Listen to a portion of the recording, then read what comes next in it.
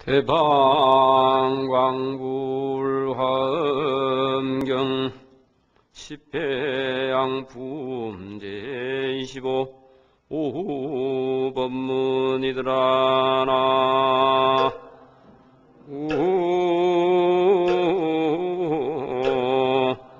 아니 답은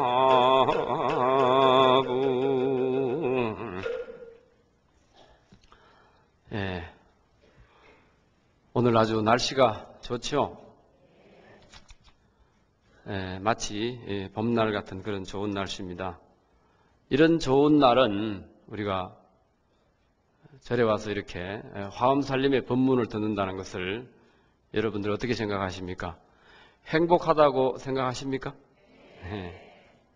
행복이라는 것은 본인이 어떻게 느끼느냐에 따라서 더 행복할 수도 있고 그렇지 않다고 생각할 수도 있겠죠. 오전에 진여상 회양에 대해서 말씀을 드렸는데 진여의 모양이 어떤 것이냐 그런 것을 경전에서 계속 이야기를 하고 있습니다. 우리가 다 살펴볼 수는 없지만 또 중요한 몇 부분을 한번 경문을 통해서 읽어보도록 하겠습니다. 합장을 하십시오. 진여가 있지 않은 데가 없듯이 선근의 회양도 그와 같아서 모든 처소에 있지 않은 데가 없느니라. 진여가 온갖 때에 두루하였듯이 선근의 회양도 그와 같아서 온갖 때에 두루하였느니라. 진여의 성품이 항상 정정하듯이 선근의 회양도 그와 같아서 세간에 있은 내 자체가 항상 정정하느니라. 진여가 법에 걸림이 없듯이 선근의 회양도 그와 같아서 모든 곳에 두루 다녀도 걸림이 없느니라. 진여가 중생의 눈이 되듯이 선근의 회양도 그와 같아서 일체 중생의 눈이 되느니라. 진여는 있지 않은 곳이 없다. 진여는 어디에나 있다 이 말입니다. 여러분들 부처님은 어디에 계십니까? 부처님은 어디에 계십니까? 불교를 공부했다면 이런 질문에 대해서 본인 스스로가 답을 할 줄 알아야 됩니다. 진여는 내 마음속에 있다고, 부처님은 내 마음속에 있다고도 말할 수 있고, 부처님은 어디나 안 계신 곳이 없다고 이렇게 말할 수도 있겠죠. 근데 이게 이제, 그게 어떻게 똑같은 말이냐, 또는 부처님은 법당에만 계신다, 이렇게 말할 수도 있겠습니다. 그게 이제, 급수에 따라서, 여러분들의 수행 이력에 따라서 다 답이 좀 다르지만 알고 보는 사람은 다 똑같다. 그 말이 그 말이다. 이렇게 말할 수도 있겠습니다. 그래서 이제 모르는 사람은 어렵고 어렵지만 아는 사람은 쉽고 쉽다. 우리가 밤에 껌껌한 밤에 아무리 눈을 뜨고 보려고 해도 잘 보이지가 않죠. 그런데 대낮에 밝은 대명천지에서는 무엇이나 마음대로 볼 수가 있습니다. 그래서 금강경 같은 데서도 상에 머물러서 보시하는 사람은 마치 어두운 곳에서 아무것도 볼 수 없는 것과 같고, 상에 머물지 않고 보시하는 사람은 밝은 대낮에 햇빛 아래에서 모든 물건을 낱낱이 분별해서 볼 수 있는 것과 같다. 이렇게 이야기를 했습니다. 그래서 우리가 이제 공부가 세월이 가면 갈수록 늘어나고 충실해지고 더 넓어지는 그런 불자가 사실은 이미 되어 있는데, 근데 그것이 구체적으로 엮이질 않아서, 옛말에 그런 말이 있죠. 구슬이 서말이라도 꿰어야 보배인데, 우리가 듣고 보고 공부한 것은 많은데도 불구하고 남에게 자꾸 알려주는 버릇을 안 들였기 때문에 우리가 모르는 것처럼 생각하고 있을 뿐이다 이 말입니다. 그래서 오늘은 오전에 말씀드린 것처럼 우리가 불교 공부를 하고 기도를 하고 또 참선도 하고 이렇게 한 것에 대해서 자신감을 가지자. 오늘은 자신감을 갖는 그런 날로 생각을 하고, 내한테 비록 없는 것 같지만 내 속에는 무궁무진한 것이 엄청나게 많다 이 말입니다. 그래서 진여는 있지 않은 데가 없다. 또 진여는 온갖 시간에, 우리가 밤이든지 낮이든지 온갖 시간에 항상 두루하다. 항상 있다 이 말입니다. 그리고 진여가 법에 걸림이 없어. 여기에 법이라는 것은 일체 사물, 눈에 보이는 것든지 보이지 않는 것이든지 모든 것을 다 법이라고 하죠. 이게 걸림이 없다.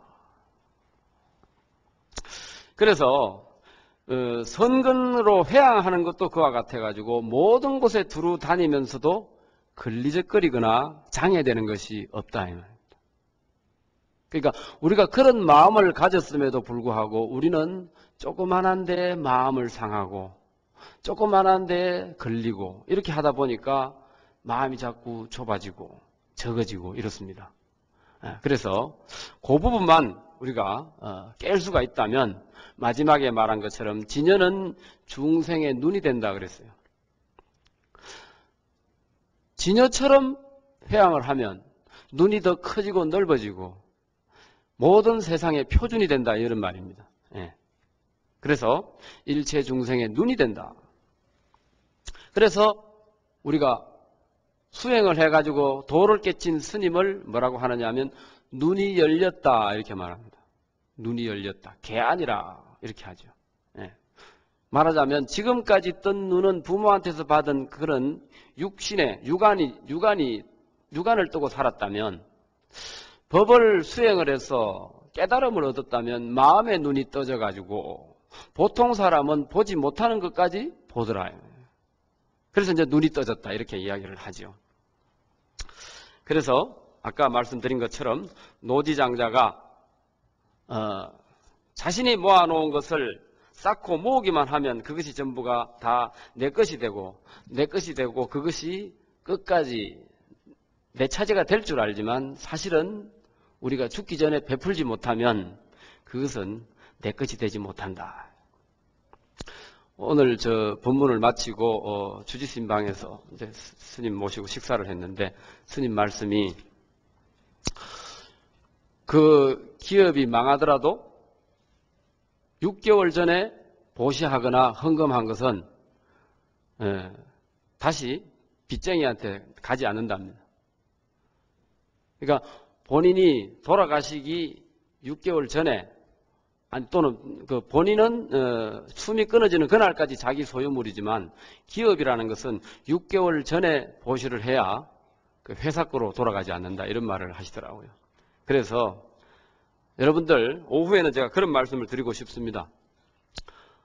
이제 연세가 어느 정도 되셨다면 우리가 회항의 의미를 공부하는 참에 어떻게 회항할 것인가를 생각을 합시다. 이런 말씀을 드리고 싶습니다. 그것이 바로 눈 뜬 사람이 하는 행위다. 상에 머물지 않고 보시하는 것이고, 또 내 소유물로 있을 때 내가 보시할 수 있어야 되는데 그렇지 못하고 신심이 없는 아들한테 가면 아들은 부자가 될지 모르지만 그것은 욕심으로 다 탕진할 수도 있지만 절에 보시를 하면 그것은 영원히 우리가 누릴 수 있는 그런 공간이 됩니다. 전에 제가 언제 한번 말씀드린 것 같은데, 우리가 통도사 주차장에 차를 세우고 넘어오다 보면 건너는 다리가 있습니다. 그게 삼성반월교입니다. 이것이 일제 때에 일본 설계자에 의해서 만들어진 다리인데 이게 워낙 튼튼하게 잘 지어져 가지고 그 큰 사라오 태풍까지 다른 다리는 다 떠내려가도 그거는 혼자 살아남았어요. 근데 그 삼성반월교를 배회하는 사람이 있었는데 그 사람이 하루는 절에 와가지고 탄식을 하면서 내가 어릴 때는 미처 몰랐다. 우리 아버지가 기업을 번창을 시켜서 한참 잘 나갈 때 저 다리를 보시를 하고 통로사에다가 여러 가지 보시를 했는데 그때는 번 돈이 있으면 기업에 투자를 해가지고 좀 더 사업을 확장할 생각을 안 하시고 왜 절에다가 저렇게 보시를 할까? 이해가 안 갔더라는 거예요. 그래서 아버지 왜 절에 보시하면 나중에 남는 게 뭐가 있습니까? 그렇게 질문을 했다는 거예요. 그런데 아버지가 돌아가시고 나서 자기가 기업을 맡아가지고 하다가 쫄딱 망했다는 거죠. 그래가지고 뭐 망할 수도 있고 흥할 수도 있는 거죠. 그래 한 20년 지나가지고 이제 겨우 먹고 살만해서 조금 시간이 나서 예전에 아버지가 시주했다는 그 통로다 다리에 보니까 감회가 새롭더라. 지금에 와서 이제 60이 돼가지고 아버지가 하신 것을 가만히 생각해 보니까 아버지가 역시 옳았다는 거죠. 네. 그러니까 나도 돈을 벌어가지고 돈이 있다면 이 천년도량 또는 이 사찰 여러 사람이 와서 정신수양을 하고 공부를 하고 기도를 할 수 있는 공간에 시주할 마음이 생기더라 이 말입니다. 그래가지고 이제 그것이 언제 그 신문 기사에 함난 것이 전에 인터넷 검색을 하다 보니까 나오더라고요. 그래서 우리가 이 보시하는 것도 그 마음이 부처님에 대한 신심이라든가 이제 그런 것이 아주 굉장히 중요합니다. 그러니까 아버지는 분명히 미래를 내다보고 내 기업은 망할 수도 있고 흥할 수도 있지만 내가 이 사찰이나 이런 데에 시주한 그 공덕은 영원히 간다는 것을 알았던 거죠. 그래가지고 내가 20년 전에는 몰랐던 것을 이제야 알겠다. 그 다리를 건너면서 그런 생각을 했다는 그런 이야기가 있습니다. 그래서 물론 자식에게 물려줘서 기업을 번창시키는 것도 굉장히 중요하지만 오전에 말씀드린 그 장경호 거사처럼 기업은 자식들에게 물려주고 자기 개인 재산 있는 것을 전부 보시를 해가지고 이 많은 사람들이 이렇게 훌륭한 법당에서 공부하고 기도하고 할 수 있는 그런 데에 보시한다는 것이 얼마나 뜻있는 일이냐. 그것은 종교에 대한 신심이 없으면 도저히 알 수 없는 일이다.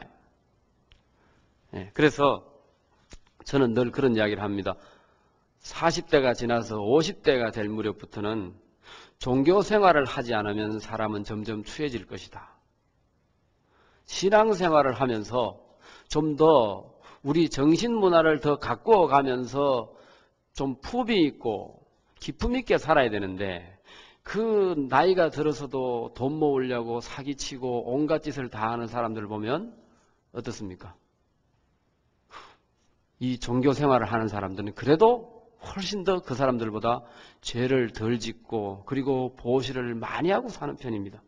그러니까 우리가 앞으로 지금도 그런 불자가 있겠지만은 앞으로도 그런 좋은 불자가 되도록 노력한다는 의미에서 크게 박수를 치려고 크게 한번 쳐보십시오.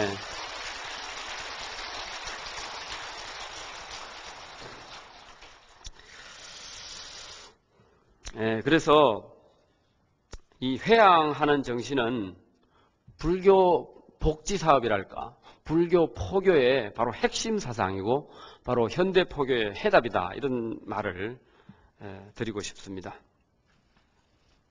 얼마 전에 그 투자자들에게 막대한 손해를 입혔다고 해서 한 사람이 증권회사 사장인가 뭐 그런데 자살했다는 그런 소리가 들렸죠. 그래서 요즘 사람들이 너무 쉽게 죽는다는 생각을 저는 합니다. 근데 그것이 오늘 회양과 무슨 상관이 있느냐 제가 한번 말씀을 드려보겠습니다. 회양이라는 것은요, 그 불교식 장례법에는 우리가 화장을 하지 않습니까? 근데 티베트나 중국에 가면 천장을 합니다. 천장 또는 조장이라 해가지고 자기의 그 돌아가신 부모의 육신을 돌아가시고 나면은 그것이 어느 정도 이제 뭐 의식이 있겠죠. 그래가지고 그것을 토막토막 내가지고 그래가지고 저 높은 산에 가서 새들이 먹이가 될 수 있도록 그렇게 하는 겁니다. 근데 우리가 볼 때는 그 참 끔찍한 일이다 이런 생각을 하겠지만은 그건 문화의 차이지요. 내 마지막 육신, 나의 소유물로 되어 있는 마지막 육신 이것을 그 짐승들을 위해서 먹이가 되도록 하겠다. 이게 얼마나 좋은 생각입니까? 그게 바로 마지막 회양이죠. 그래서 회양은 우리가 마지막까지 할 수 있는 그런 좋은 수행법인데, 그렇지 못하고 스스로 자살의 길을 선택하는 것은 정말로 큰 죄악이다. 부처님은 생로병사를 초월하기 위해서 일생 동안 노력하시고 그 깨달음을 얻어가지고 우리들에게 이 큰 깨달음을 이렇게 전해주고 계시기 때문에, 부처님은 하나도 가진 것이 없는 거지지만은, 부처님 사실 거지지 않습니까? 날마다 밥 얻어먹고 다니시고 그랬습니다. 그런데도 그 부처님은 이 세상 모두의 주인이라고 우리가 말을 하지 않습니까? 그러니까 진정코 세상의 주인이라고 한다면 내가 가진 것을 베풀고 회양할 줄 알아야 된다. 그리고 저는 최근에 어떤 그 연예인이 이제 어떻게 좀 잘못돼서 죽었는데, 저는 종교인의 한 사람으로서 그런 생각을 했어요.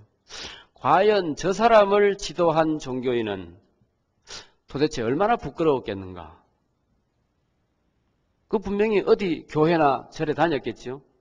근데 이 종교를 주재하는 이 종교인 또는 성직자들이 그 사람의 상담력이 되어주지 못하고 마지막 그런 고통에 시달릴 때 그 사람을 안정시켜주고 그렇게 해서 자살로 가지 않도록 유도를 해야만이 그게 종교인의 역할인데, 저 사람을 지도했던 종교인은 참으로 혼자서 부끄럽게 생각해야 되지 않을까. 만약에 부끄럽게 생각도 하지 않는다면 그 얼마나 종교인의 자격이 없는 사람이 아니겠는가, 이런 생각까지 해봤습니다. 그러면서 또 한편으로 저 사람은 교회에 다녔건 절에 다녔건 간에 저 사람은 종교를 믿은 것이 아니다. 정말로 종교에 심취하고 종교를 의지했다면 저런 상황까지 가지 않았어야 되는 것이 아니냐. 예전에 우리가 이 사극 같은 거 보죠. 역사 드라마에 보면은 그 노예 신분으로 떨어져 가지고도 그 가진 고통을 받으면서도 끝까지 살아남아 가지고 나라를 세우고 또는 장보고처럼 그렇게 해상의 주도자가 되고 큰 장군이 되고 이렇게 해가지고 했는데, 만약에 오늘날 현대를 사는 우리 한국 사람들이 만약에 그런 상황에 처해가지고 신분적으로도 하천하고 그리고 고통을 겪고 그렇게 산다면 저 사람들이 전부 다 옛날에 어디입니까? 백제 의자왕의 그 삼천궁녀가 물에 떨어지듯이 전부 다 떨어져서 죽었어야 되는 것이 아니냐. 안 그렇습니까? 요즘과 같이 참을성이 없고 종교를 믿는 마음이 부족한 사람들은 그 정도 고통받으면은 뭐 대조영이나 장보고나 많이 보셨죠? 그 정도 고통받으면 전부 다 자살을 해야 맞습니다. 그죠? 그래서 저는 종교인의 한 사람으로서 정말로 반성을 해야 되겠다. 내가 정말로 불자들에게 무엇을 강의하고 법문을 해주고 있는가? 저 사람이 얼마나 어렵고 고통에 시달릴 때 저 사람을 안정시켜주고 그리고 저 사람들에게 힘이 돼줄 수 있는 노력을 내가 무엇을 할 수 있는가, 이런 생각을 많이 해봅니다. 그런데 불교는요, 그럴 때 이 생사가 갈릴 그럴 때 가장 큰 역할을 할 수 있는 종교가 바로 불교입니다. 다른 종교는 과거, 현재, 미래, 전생, 금생, 내생이 뚜렷하지 않지만 불교만큼 전생, 금생, 내생이 뚜렷한 종교가 없죠. 여러분 그거를 제대로 아셔야 됩니다. 법당에 가서 부처님한테 열심히 기도해가지고 소원 성취하는 것보다도 어쩌면 그것이 훨씬 더 중요한 값어치가 있습니다. 아무리 성공시켜 놨다 하더라도 자식들이 스트레스에 시달려가지고 어느 날 갑자기 잘못된 길을 가고 있다면 여러분들은 그 자식들에게 무엇을 어떻게 할 겁니까? 서산대사나 그 구한말의 경허스님 같은 이는요, 이런 큰 고통이 닥쳤을 때 경허스님 같은 이는 출가를 해가지고 동학사에서 아주 큰 강사로 이름을 날리고 있었지만 어느 날 고향을 찾아가다가 콜레라를 만나가지고 그 마을 전체가 어떻습니까? 전염병에 시달려가지고 거기 잘못 들어가면은 자기도 죽을 그런 운명에 닥쳤을 때, 아, 내가 지금까지 가짜 죽 노릇을 했구나. 이건 내가 지금까지 공부한 것이 이런 위기에 아무 쓸모가 없구나, 이런 생각을 하고 동학사로 돌아와가지고 거기 모인 학인들을 모두 보내고 혼자서 문 걸어 잠그고 참선을 했습니다. 그때 제대로 발심을 한 거예요. 또 서산대사는 어떻습니까? 서산대사는 아주 공부 잘하고 장원급제를 해야 마땅한 그런 실력을 가지고 과거 시험에 응시를 했는데 그 과거에 비리와 부정이 있어가지고 본인이 급제를 못하고 본인은 떨어져가지고 낙방의 길을 걸었어요. 그래서 아무리 알아봐도 그것을 바로잡을 길이 없어가지고 거기서 낙담을 해가지고 고향으로 돌아오다가 지리산 어느 절에 들어가서 거기서 그 마음도 달랠 겸 거기 살면서 우연히 불경을 보게 돼가지고 그 불경을 보고 발심을 했다는 거예요. 그러니까 요즘 그런 상황이 닥치면 그 사람들도 다 사실은 자살을 해야 옳을 것이다 이 말입니다. 이제 대학 시험이 끝났기 때문에 또 얼마나 많은 학생들이 아파트에서 떨어져 죽을지 모릅니다. 여러분들 거기에 대해서 여러분들 책임을 져야 됩니다. 이 사람도 책임을 져야 된다고 저는 생각을 합니다. 소원 성취보다도 애들 생사를 여러분들이 책임을 지지 못한다면 여러분들 부모 자격이 있습니까? 그거를 잘 생각을 해보셔야 됩니다. 그래서 선근을 전생에 쌓은 사람은 그런 위기에 닥쳤을 때 내가 어디에도 의지할 데가 없고 세상이 너무나 참 잘못되었구나. 그래가지고 참 망연자실하는 이런 생각이 들었을 때 부처님에게 의지하고 부처님 찾아서 해답을 얻고 발심을 해서 출가를 하는 겁니다. 그러니까 이 불교는 이럴 때 만나면 정말로 바로 얼마만 애쓰면 금방 도를 깨칠 수 있는 이런 상황에 온다는 겁니다. 그래서 물론 서산대사나 경허스님이나 이런 분들은 선근을 많이 쌓은 분이기 때문에 그런 위기에서 다시 발심을 해가지고 출가를 결심하고 또 문 걸어 잠그고 참선할 생각을 했다고 생각을 합니다. 그래서 우리도 화엄살림에 이렇게 많이 동참한 이런 인연이 있다면 다시 한번 잘 생각을 해서 종교라는 것이 과연 어떤 경우에 필요한지 여러분 한번 생각해 보십시오. 그래서 저는 여러분들이 아끼는 자식이나 손자나 며느리나 이런 사람들을 통해 그 사람들에게 불법을 자꾸 알려주고 불교가 이런 종교다 하고 자꾸 가르쳐줘야 된다. 불교는 어떻습니까? 금생에 쌓은 공덕에 의해서 다음 생에 내 어떤 뭡니까? 삶이 결정이 된다고 하죠. 이게 윤회 전생이지 않습니까? 윤회라는 것이 꼭 나쁘다고만 생각할 필요가 없는 거예요. 내가 지금 죄를 지었으면 다음 생에 죄를 받아야 되지만 내가 지금 복을 짓고 공덕을 지었으면 다음에는 수행의 길을 가고 복을 받는 사람이 된다. 그걸 가르쳐줘야지 뭐를 가르쳐주겠습니까? 그저 돈 버는 법 그거 배워가지고 그것만 가지고 살지 못합니다. 결코.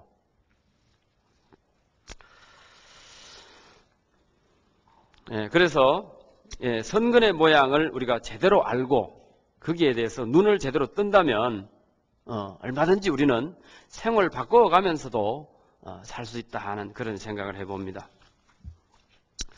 그 다음에 이제 오늘 그 두 번째 오후 법문에 공부할 부분은 무박, 무착, 해탈, 회양이라 해서 마음에 속박도 없고 집착도 없는 그런 해탈한 마음으로 회양하는 것을 경전에서 말하고 있습니다. 그 부분을 제가 한번 또 말씀을 드려보겠습니다. 합장을 하시고요. 한 몸 속에 온 법계여 말할 수 없는 몸을 용납하더라도 중생 개는 증감이 없으며 한 몸과 같이 내지 법계에 가득한 모든 몸도 역시 그러하니라. 한 몸 속에 온 법계의 수 없는 몸을 받아들이더라도 중생계는 늘어나거나 줄어들미 없다. 이게 이제 화엄의 세계입니다. 이것은 어떻게 할 때 그렇게 가능하느냐? 선근을 잘 모으고 그 다음에 나 마음 속에 어디에 걸리는 것이 없고 집착이 없는 사람이라야 가능하다. 그래서 무박, 무착, 해탈, 해양이라고 하는 것의 기본 이야기를 다음에 또 이야기를 하고 있습니다. 불자들이여 무엇을 보살마살에 집착도 없고 속박도 없는 해탈의 해양이라 하는가? 불자들이여 이 보살마살이 일체 선근에 존중하는 마음을 내나니 이른바 생사에서 뛰어나는데 존중하는 마음을 내고 일체 선근을 보습하는데 존중하는 마음을 내고 모든 허물을 뉘우치는데 존중하는 마음을 내고 선근을 따라서 기뻐하는데 존중하는 마음을 내고 부처님들께 예경하는데 존중하는 마음을 내고 합장하고 공경하는데 존중하는 마음을 내고 탑배정례하는데 존중하는 마음을 내고 부처님께 법문 말씀하심을 정하는데 존중하는 마음을 내는 것이니 이러한 여러가지 선근에 모두 존중하는 마음을 내어 순종하고 인가하느니라. 나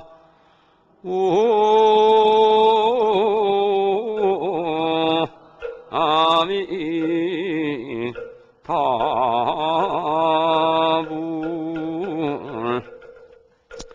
집착도 없고 속박도 없는 해탈한 마음으로 해양하는 것이다. 생사를 초월하는데 존중하는 마음을 내야 된다.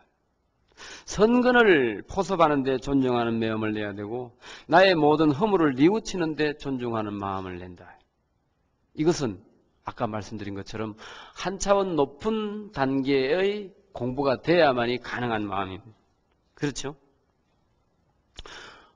제가 이제 가끔 그런 이야기를 하는데 이 불자들이 10년, 20년 절에 다니면서도 아직도 소원 성취를 못해서 안달하는 기도를 열심히 하는 불자들이 있는가 하면 스님들처럼 겨울 되면은 한철 선방에 들어가서 공부하고 나오는 불자들도 있어요. 얼마 전에 경기도 사는 어떤 불자들이 옛날에 지금 나이가 해봐야 뭐 한 50대 초반밖에 안 됐습니다. 근데 그래 저 스님이 그 포교원을 옮겼는데 한번 남쪽으로 내려면 한번 오시오 이랬더니 스님 저 결제하면은 저 선방에 가는데요 이러는 거라. 선방에 간대요. 그럼 애들 어떻게 먹여 살리고 선방에 가느냐 이러니까 뭐 애들 아빠가 다 알아서 합니다. 그래 내가 기가 차더라고요. 그 나이가 좀 드신 분 60대가 넘은 분은 또 이제 그럴 수 있겠다 하는데 아직도 애들이 지금 이제 대학에 겨우 넣어놓고 대학 입시 시험 치고 나니까 이제는 할 일도 별로 없고 돈은 아빠가 벌어줄 거고 밥은 저들이 알아서 먹을 거고 나는 도나 닦으러 가야지 이렇게 이제 가버리는 거다. 그러니까 불자들도 단계가 있어요. 그 소원성취 주식회사에 아직 노는 사람도 있고 생사해탈 주식회사에 사는 사람도 있고 별 사람이 다 있는 거예요. 이게 내 마음 같은 사람만 있는 게 아니라 세상에는.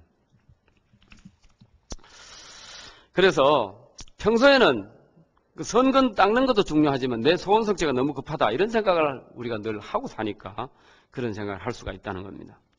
그래서 그러면 그러한 선근에 대해서 존중하는 마음을 내는데 그 뒤에 또 이런 부분이 나옵니다. 다시 한번 합장을 해 보십시오.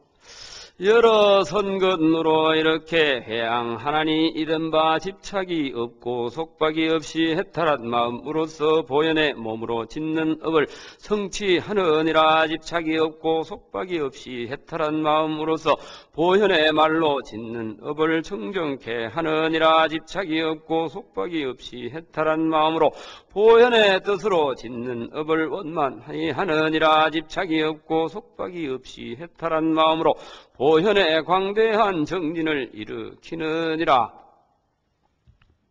내 마음 속에 집착이 없고 얽힌 데가 없으면 큰 마음을 낼 수가 있고 회항할 수 있는 그런 해탈한 마음을 일으킬 수가 있다.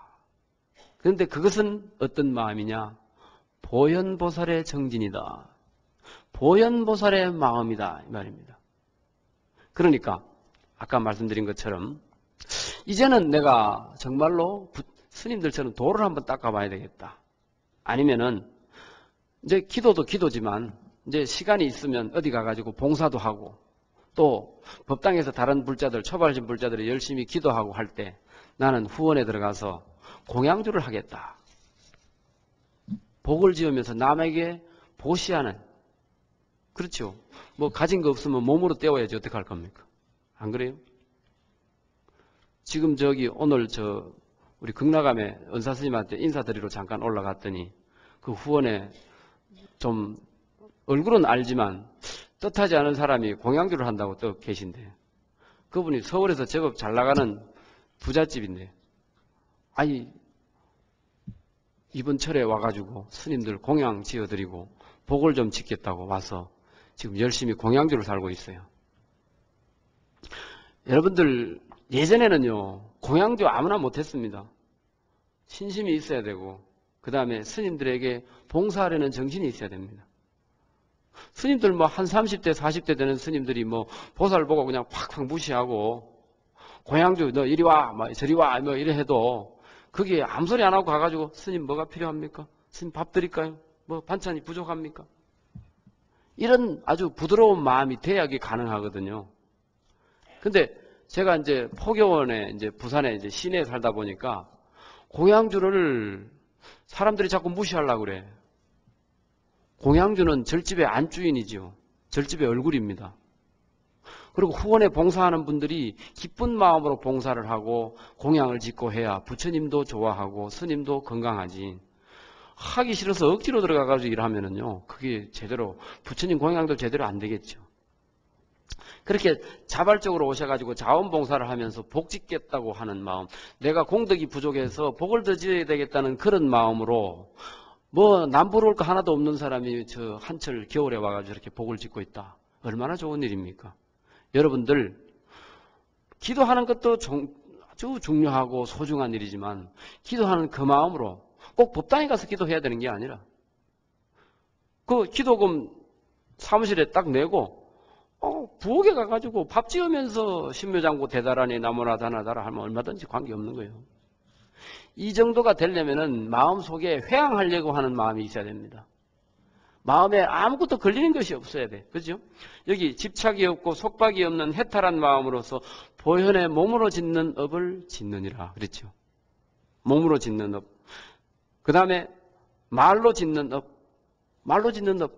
함부로 나무 말 하지 않고 남의 것은 좋게만 이야기하고 이렇게 입을 단속하면서 하는 것이 또 역시 보살의 행위고 이게 회항하는 불자들이 해야 될 일입니다. 그리고 집착이 없고 속박 없이 해탈한 마음으로 보현의 뜻으로 짓는 업을 원만하게 하느니라. 생각을 어떻게 하느냐? 기도하는 마음으로 공양주를 하고 기도하는 마음으로 채공보살을 살고 그리고 기도하는 마음으로 봉사를 하면 이것이 바로 보현보살이 된다 이 말입니다. 이런 마음으로 광대한 보현의 정진을 하는 것, 이것이 바로 속박이 없고 집착이 없는 마음으로 회항하는 것이다. 사실은 쉽죠.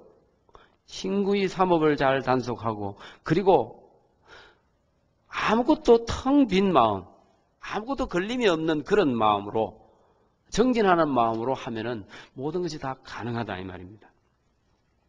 그래서 그렇게 되면 아까 말씀드린 것처럼 내 조그만한 몸 속에 이 법계의 말할 수 없는 몸을 다 받아들이더라도 줄거나 늘어나는 것이 없다. 그리고 이것이 바로 화엄경의 특징입니다.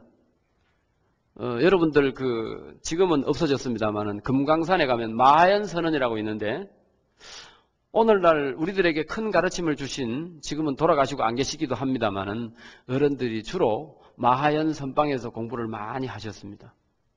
그래서 금강산이라고 하면 마하연선언을 연상할 정도로 큰 스님들이 많이 지나가신 그런 도량인데 지금은 없어져 가지고 새로 중창불사를 하려고 우리 저 남쪽에 있는 스님들이 많이 그렇게 발언을 하고 있기도 한데 그 금강산 마하연 주련에 이런 글이 있습니다.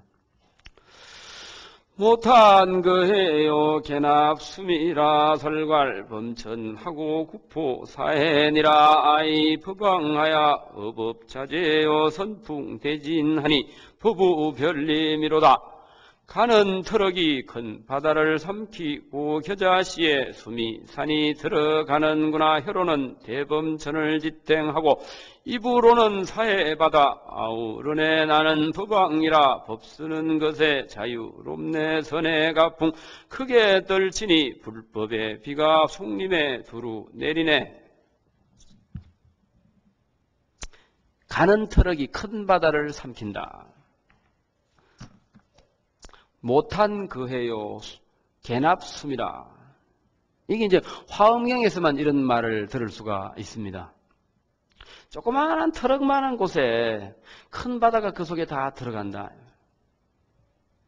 이것은 경전에만 있는 소리가 아니고요. 우리 마음 쓰는 게 그렇습니다. 우리 마음 쓰는 게. 아까 말씀드린 것처럼 노지장자가 내 것 아끼는 마음이 너무 지나쳐가지고 자기 혼자 저 공원에 가서 먹고 마실지언정 자식이나 부인에게도 주기 싫다. 이런 생각이 얼마나 그게 요만한 마음이죠. 그렇죠? 트럭보다도 더 좁은 마음 아니겠습니까? 그런데 내가 일생 동안 모은 재산을 모든 사람을 위해서 내가 베풀겠다 하고 베푸는 마음은 어떻습니까? 큰 바다도 다 들어갈 수 있는 큰 마음이 되는 겁니다. 네. 이런 것은 불법에 대한 믿음, 그 다음에 자신이 들은 법문에 대해서 실천하려고 하다 보면 자기도 모르게 눈이 열리고 마음이 열리고 이렇게 되겠습니다. 그래서 우리가 이 법당에 걸린 주련 하나라도 한번 이렇게 유심히 보십시오. 요 주련은 마하연 선언에 걸렸던 건데 그 극락암의 경자 봉자 큰 스님께서 1927년도에 삼속을 해서 깨달음을 얻으시고 그리고 나서 나중에 50년대에 극락암에다가 극락호국선언을 만들고 거기다가 당신이 수행하실 때 마하연선언에 걸려있던 주련을 그대로 옮겨와 가지고 지금 저 극락암 그 법당 쪽에 그 걸려 있습니다. 지금도. 그걸 한번 자세히 보시면 그것이 아주 대단한 그런 개송이라는 걸 여러분들이 알 수가 있을 겁니다. 예전에는 그 법당에서 돌아가신 종정 스님들 이런 분들이 다 거기서 특히 저 해인사 해암 스님 같은 이들 이런 분들이 거기서 입승사시고 또 얼마 전에 돌아가신 원담 스님 수덕사 방장이셨죠. 그분도 거기서 공부를 하셨습니다. 그래서 그 마하연 선언에 큰 스님들이 많이 사셨는데 우리가 통일이 안 되다 보니까 갈 수 없기 때문에 극락암에다 그렇게 선언을 만들어서 많은 스님들을 공부를 시키고 이제 그렇게 하면서 오며 가며 보라고 그렇게 주련에 그렇게 만들어 놓은 거죠. 그 글씨가 통도사의 대단한 큰 스님이신 우리 구자 하자 스님, 고아 스님이 친필이고, 그렇죠. 그래서 이 공부를 하는 것이 이렇게 주련 하나에도 우리의 마음이 호련히 넓어질 때가 있습니다. 그래서 어떤 도 닦은 큰 스님만이 낼 수 있는 마음이 아니고 나도 얼마든지 낼 수 있는 마음이 이런 회양한 마음이고 집착이 없는 그리고 속박이 없는 그런 마음이라는 거죠. 그 다음에 또 이제 좋은 개성이 있어서 한번 소개를 해 보겠습니다. 이 무박 무착 해탈 회양 제 9번째 회양에 나오는 겁니다. 합장을 한번 하십시오. 중생과 모든 법을 내는 일들과 극이 있는 가지 모든 지혜와 보살의 신통력도 또한 그러해 이러한 온갖 것이 다함없나니 미세한 모든 지혜 제각기 차별 보살이 다 거두어 남김이 없이 같은 모양 다른 모양 죄다 알고서 이러하게 광대한 행 닦아 행하며, 요게 이제 속박이 없고 집착이 없는 마음으로 해탈한 마음으로 회양을 하게 되면 내가 어떤 경지에 가느냐, 점점 도가 더 깊어져 가지고 진리를 제대로 알아보는 지혜가 난다. 온갖 법을 제대로 알아보는 미세한 지혜가 내 마음속에 싹 튼다. 여러분들 경전을 보면은요, 오전에도 그런 말씀 드렸는데 그냥 읽으면 너무 지루하기도 하고 따분하기도 하고 재미가 없어요. 그런데 강의를 들으면서 사경을 하면서 보면 어느 순간에 이 말은 바로 이 말이구나 하고 무릎을 탁 칠 때가 있다는 겁니다. 그러니까 수행이라는 것도 또 공부라는 것도 하면 할수록 깊어져 가지고, 그죠? 속박이 없고 집착이 없는 해탈한 마음은 어느 때 가능하냐? 오전에 제가 말씀드렸죠. 보시바라밀, 지게바라밀, 인욕바라밀, 또 정진바라밀, 선정바라밀, 반야바라밀. 7번째 무슨 바라밀? 방편바라밀. 그죠? 공부를 하니까 효과가 나네, 이렇게. 그 다음에 서원바라밀, 그 다음에 힘력, 역바라밀, 마지막에 지혜바라밀. 예. 근데 요 9번째 뭡니까? 역바라밀이죠. 그럼 9번째 해양은 바로 그 역바라밀의 단계라. 역바라밀은 어떤 거냐? 경전을 보면 그 속 내용을 환히 알 수 있는 미세한 지혜가 내 마음속에 생겼기 때문에 전에는 어렵고 어렵던 경전이 이제는 쉽고 쉽더라. 그래서 제가 화엄경 어렵습니다 하는 사람들에게 내가 그럽니다. 여러분들 학교 다닐 때 그런 거 배웠죠? 태산이 높다 하되 하늘 아래 매이로다. 오르고 오르면 못 오를 리 없건만은 사람이 제한이 오르고 매만 높다 하더라. 처음에는 힘들지만 자꾸 가다 보면 점점 문이 열리고 더 넓어지고 커지고, 그러면 내 마음도 거기에 따라 커져가지고 아까 말한 것처럼 내 마음속에 아무 걸리는 데가 없고 속박이 없고 집착이 없어진다는 겁니다. 그러면은 어려웠던 말이 쉬워지고 이래 되는 거죠. 그러면 이 역바라밀이라는 것은요, 어떤 힘을 말하느냐? 설법을 자유자재로 할 수 있는 능력을 말합니다. 내가 아까 이야기한 진여상 회양은 자신의 도를 완성하는 단계입니다. 자신의 도를 완성하는 단계. 그래서 화엄경으로 따지면은 우리 여기 학인 스님들도 계신데 10지를 이야기하는데 10지나 10회양이나 10주나 10행이나 그 단계는 10단계입니다. 전부. 10단계인데 그 바라밀은 뭐냐? 보시바라밀로부터 시작해서 지혜바라밀로 가는데 거기에 이 9번째 단계라는 것은 이미 본인 해탈은 끝난 거고, 보시, 지계, 인욕은 자신 수행이고, 정진, 선정, 지혜부터는 이거는 이승의 지혜. 그래가지고 제7지에 가면은 아라한이 된다는 겁니다. 아라한이 되고 나서 다시 대성으로 발심을 하면 8지에 가면은 8번째, 아까 무슨 바라밀? 서원바라밀이죠. 네. 서원바라밀에서는 내 몸과 마음을 자유자재로 쓸 수 있는 그런 경지가 온다. 그래서 관세음보살은 8지보살 이상이 되면은 중생이 원하는 몸을 마음대로 바꾸어 나타난다 그랬죠. 그래서 32응신이라고 합니다. 네. 근데 내 마음에 집착이 없고 속박이 없으면 그 단계도 초월한다는 거예요. 그 단계도 초월해가지고 상대방의 마음을 훤히 들여다보면서 설법을 자유자재로 할 수 있다는 거예요. 네. 이 설법을 마음대로 할 수 있는 능력이 9번째 회양, 9번째 지, 요거의 능력입니다. 물론 스님 십지하고 회양은 다르지 않습니까? 이렇게 이제 말할 수가 있는데, 제9회양은 제9지와 바로 통하고, 제9지는 제9주와 제9행하고 바로 통하게 된다는 겁니다. 그래서 옆으로 펼치면 42단계가 되지만 위로 가면 어떻습니까? 10단계밖에 안 된다는 거라. 그래서 서원바람일과 원력바람일 그것을 확실히 하면 여러분들은 바로 성불에 가까워지는, 그리고 남에게 마음대로 불법을 전해줄 수 있는 훌륭한 포교사, 법사가 된다는 겁니다. 그러니까 오늘은 아까 말씀드린 것처럼 이제까지 공부한 것만 하더라도 여러분은 엄청난 포교를 할 수 있고 법을 말할 수 있는 법사가 되는 겁니다. 여러분들 자신감을 가지세요. 예, 그래서 미세한 모양, 미세하게 보면 전에는 같아 보였던 것이 다르게 보이고 전에는 달라 보였던 것이 같아 보이기도 하고 이렇습니다. 그러니까 이제 공부가 자꾸 쌓이고 쌓이면 그렇게 된다는 거죠. 그렇게 되면 여러분들이 곧 보현보살이 된다. 화엄에서 말하는 보살행은 곧 보현행을 말합니다. 그래서 이제 마무리할 때가 돼 가는 것 같은데, 보현행원품이 화엄경의 40번째 품입니다.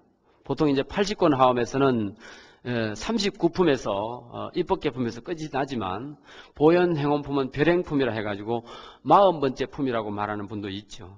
그래서 보현보살의 행을 이야기하는데 거기에 이런 부분이 있어요.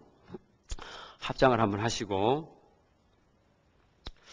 온 세계의 부처님들마다 드님은 그 이름 누구신가? 보현보살님 내가 이제 모든 선건 회양하옵고 비옵니다. 행과 지혜 그와 같고저 몸과 말과 마음까지 늘 깨끗하고 모든 행과 세계들도 그러하기를 이런 지혜 이름하여 보현이시니 저 보살과 같아지기 소원합니다.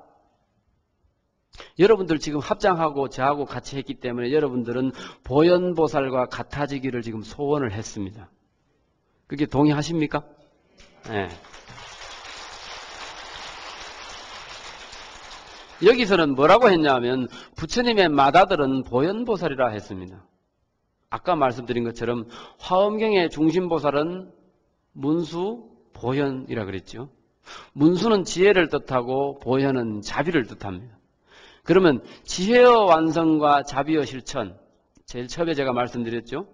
지혜의 완성은 자기 자신을 훌륭하게 키우는 것이고, 자비의 실천이라는 건 자기가 닦은 도를 남에게 나누어주고 회양하는 것인데, 문수보살은 지혜를 상징하고 보현보살은 행을 상징하고 자비를 상징합니다. 그런데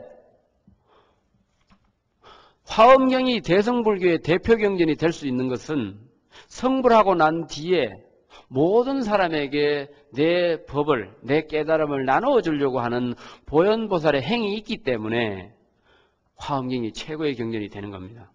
그래서 무박, 무착, 해탈, 회양에는 거의가 보현의 행이라고 했어요. 보현의 행.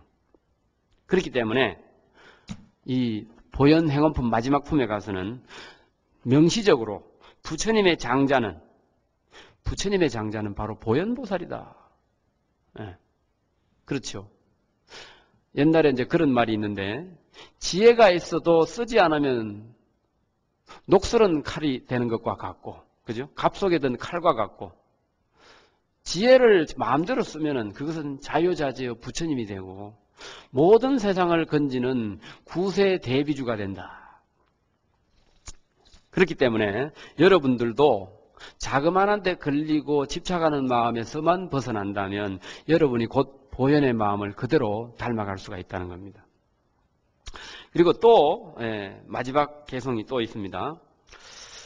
나는 이제 보현보살 거룩한 행과 문수보살 크신 서원 깨끗이 하여 저 사업을 남김없이 원만하리니 오는 세상 끝나도록 실증 안 내리 문수보살 용맹하고 크신 지혜와 보현보살 지혜의 행 사모치고자 내가 이제 모든 선건 회양하오서 그님들을 항상 따라 배우리다.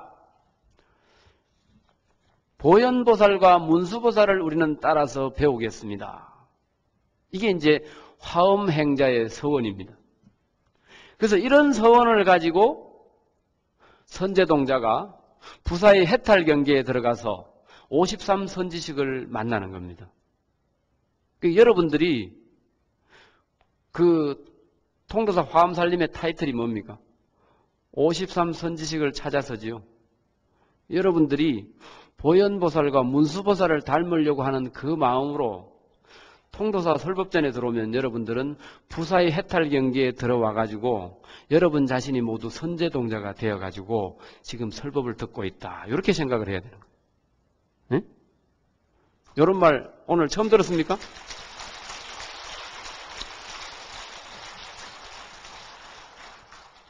그래, 문수보살의 그 용맹하고 크신 지혜와 보현보살의 그 넓은 행을 여러분들이 다 그 님들을 따라서 배우려고 이렇게 화엄살림에 이렇게 동참을 하신 겁니다.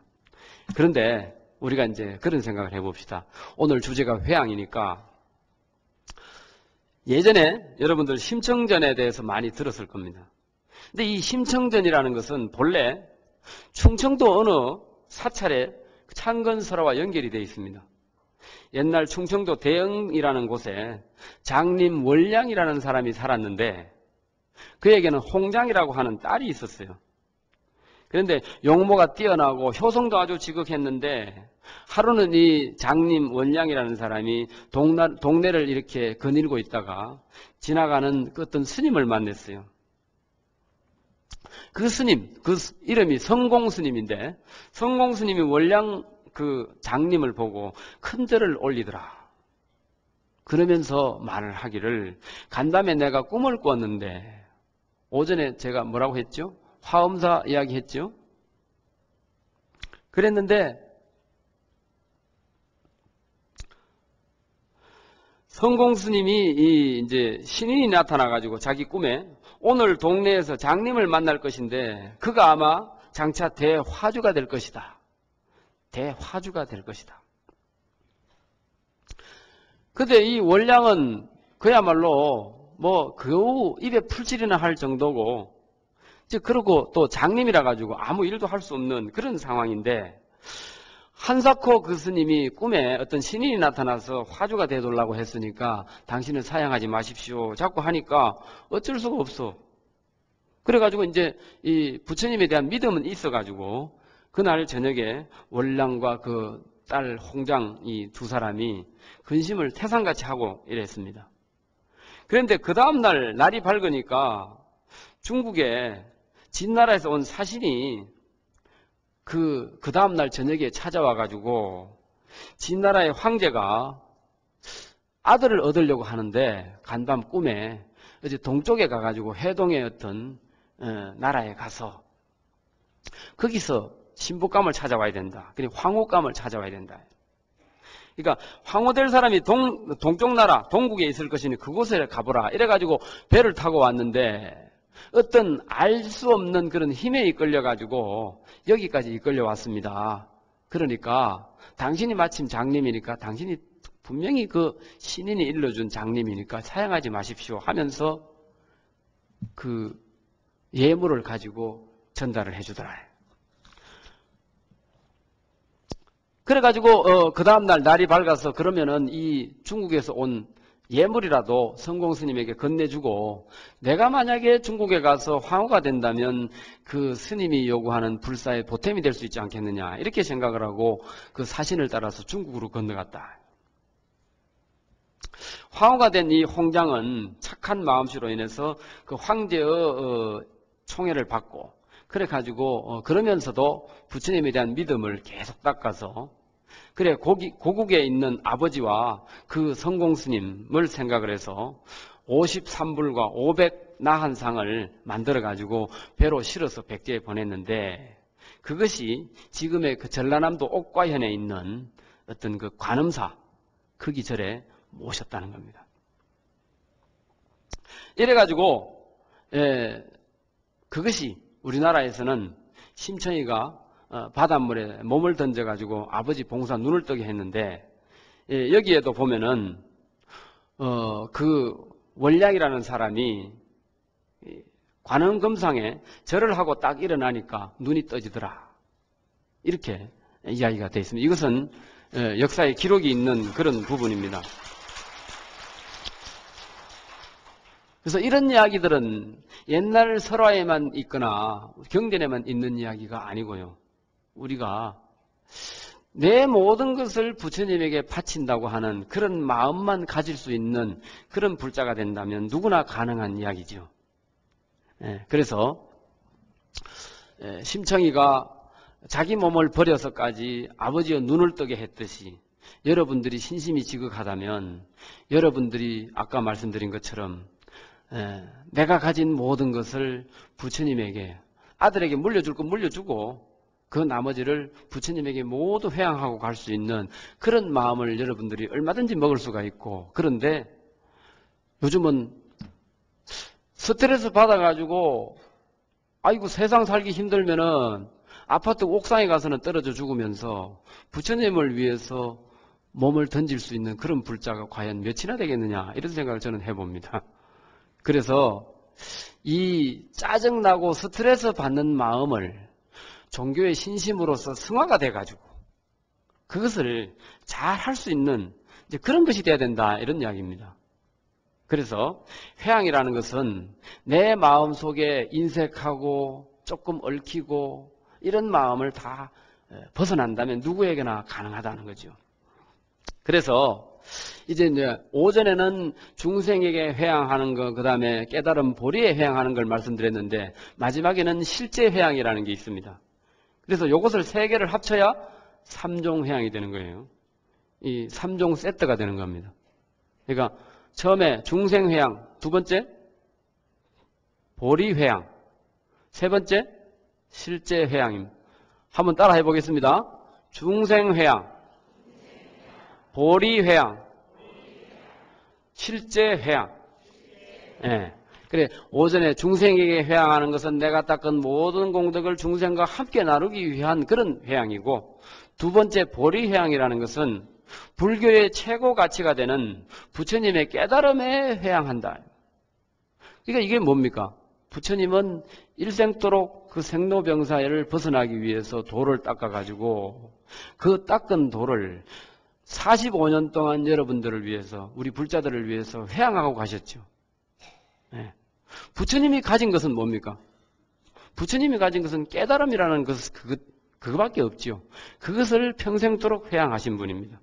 그래서 부처님이 최고의 회양을 한 그런 어른입니다. 그런데 그것은 이제 보리 회양이고, 실제 회양이라는 것은 무슨 소리냐 하면, 실제라는 것은 우리가 경전에서 공부한 그 훌륭한 법, 진리하고 우리가 세상에 나와서 살면서 겪는 그런 현실, 요 두 가지가 서로 만나가지고 어우러지는 공간이 실제입니다. 그렇죠? 만약에 하늘에서 비행기가 왔는데 공습경보가 울렸다, 이럴 때 뭐라고 합니까? 적기가 나타났습니다. 공습경보를 울립니다. 이러고 이것은 실제 상황입니다, 이러죠. 그럼 실제라는 건 뭡니까? 이게 가상이 아니고 현실이다, 이 말이에요. 그러니까 경전에서 배운 우리의 공부가 현실에 그대로 접목되는 이것이 실제예요. 그죠? 그러니까 이론과 현실이 만나는 이것이 실제라는 겁니다. 그러면 실제에 대해서 조금 이해가 갔죠? 근데 실제 회양이라는 것은 쓸데없는 분별심 가지지 않고 무조건 베푸는 것이 바로 실제 회양입니다. 그래서 거기에 대한 경문을 한번 보겠습니다. 합장을 하십시오. 불자들이여 보살마살에 집착도 없고 속박이 없이 해탈한 마음으로 회양하되 세간이나 세간법을 분별하지 않으며 보리나 보리살살을 분별하지 않으며 보살의 행위나 뛰어나는 도를 분별하지 않으며 부처님이나 모든 부처님의 법을 분별하지 않으며 중생을 조복하거나 중생을 조복하지 않음을 분별하지 않으며 선근이나 회양함을 분별하지 않으며 자신이나 다른 일을 분별하지 않으며 보시하는 물품이나 보시받는 일을 분별하지 않으며 보살의 행위나 등정각을 분별하지 않으며 법이나 지혜를 분별하지 않느니라. 어느 정도 분명해졌죠? 상대되는 개념에 대해서 쓸데없는 분별심을 일으키면 실제로 우리가 회양을 못한다, 이 말이에요. 이것이 과연 부처님을 위한 일인가 하고 의심하면서 여러분들이 보시하기도 하고 시주하기도 하지요. 근데 오전에 제가 말씀드렸던 것처럼 부처님에게 올려진 모든 것은 다시 돌아와서 여러분들을 위해서 쓰여지고, 그리고 내보다 못한 이웃을 위해서 이런 좋은 일에 많이 쓰여진다는 걸 여러분들이 믿는다면 쓸데없는 분별심이 안 일어난다, 이런 뜻이겠죠.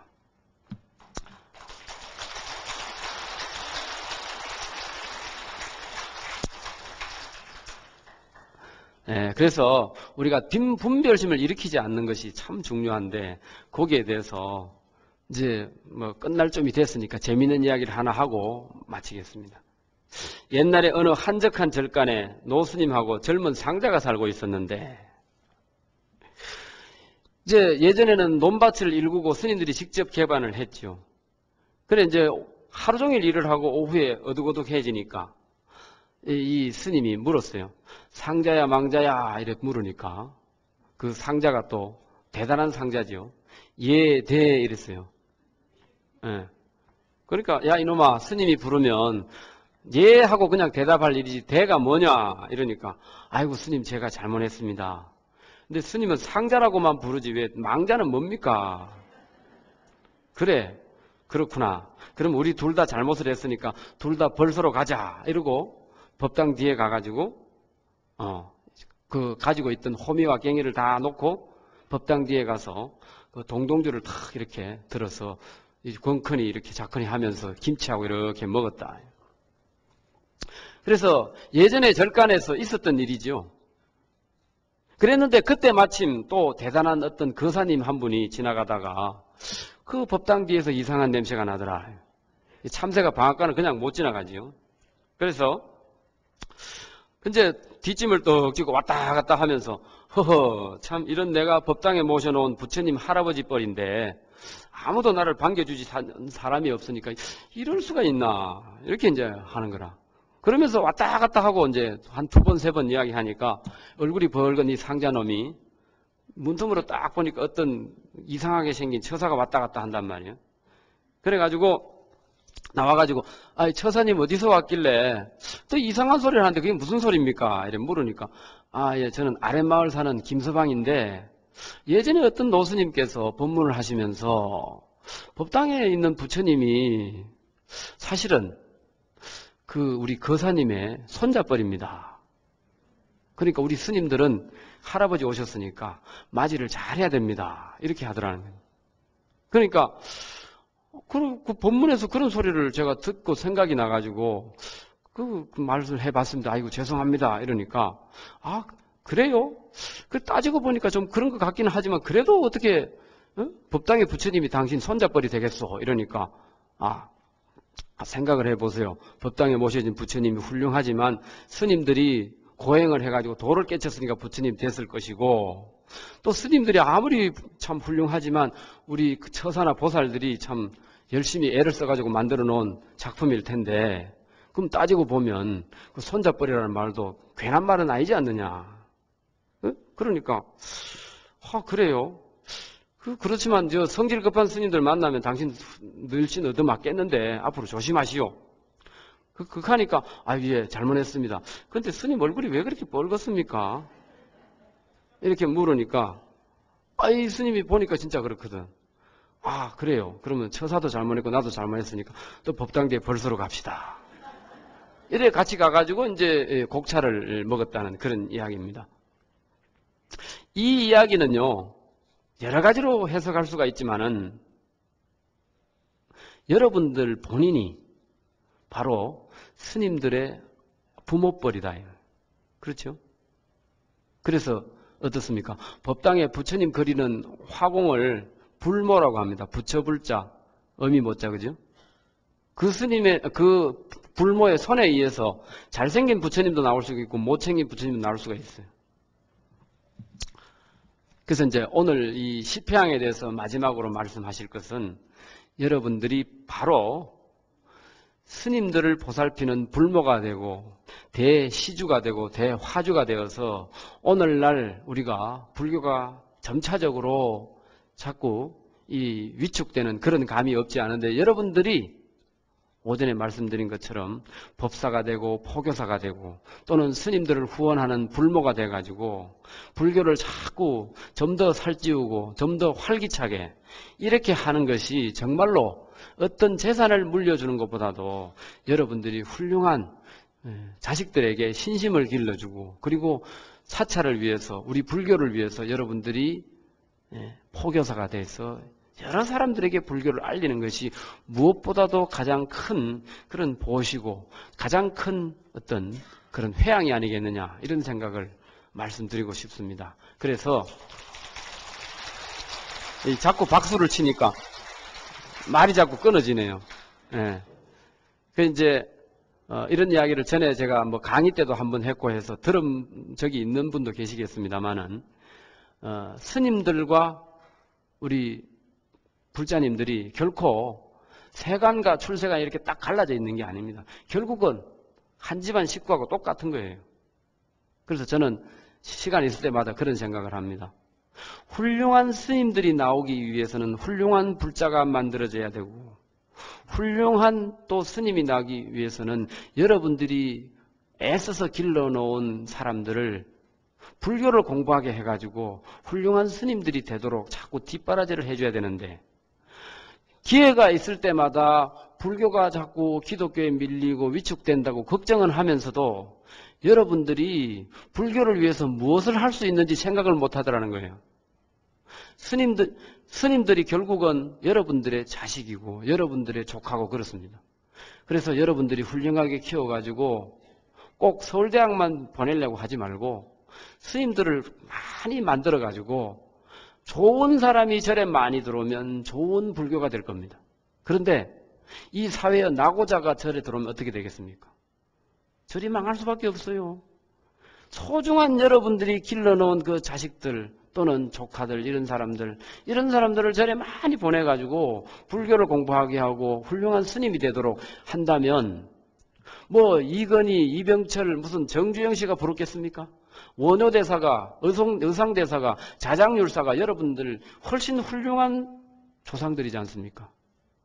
그렇게 해서 불교와 우리 불자님들이 결코 떨어질 수 있는 또는 떨어져야 되는 그런 관계가 아니고 여러분들이 바로 스님들의 사촌이고 형제고 그렇게 생각을 하면서 우리 불교를 좀 더 크게 하는 것이 곧 이 화엄경에서 말하는 훌륭한 회양이 아니겠는가 이런 생각을 해보면서 오후 본문을 제가 마치겠습니다. 감사합니다.